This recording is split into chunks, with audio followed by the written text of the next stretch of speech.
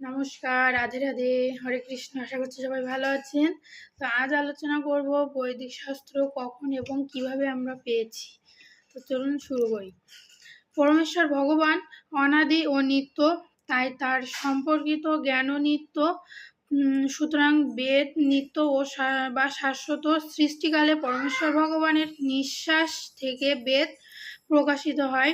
অর্থবেদের দশম কাণ্ডের ত্রয়োবিংশতি পাঠকে চতুর্থ অনুবাদকের সপ্তম সূত্রের বিংশ মন্ত্রে বলা হয়েছে, যস্মাদৃচ অপাতকন যজুর্যস্মাদপাকশন সামামি যস্য লোমানর্থর্বাঙ্গিরস মুখম স্কম্ভং তং ব্রূহি কতম শ্রীদেবস।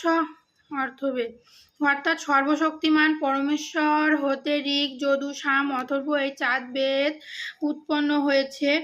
এই পরম পুরুষের বদনতুল্য অর্থবেদ, লোম সম সামবেদ, হৃদয় সদৃশ যজুর্বেদ এবং প্রাণতুল্য ঋগ্বেদ। এমন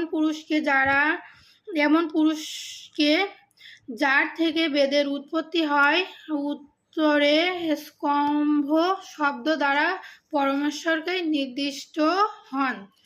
তো আশা করছি আপনারা সবাই ভালোভাবে বুঝতে পেরেছেন যে বৈদিক শাস্ত্র কখন এবং কিভাবে আমরা পেয়েছি।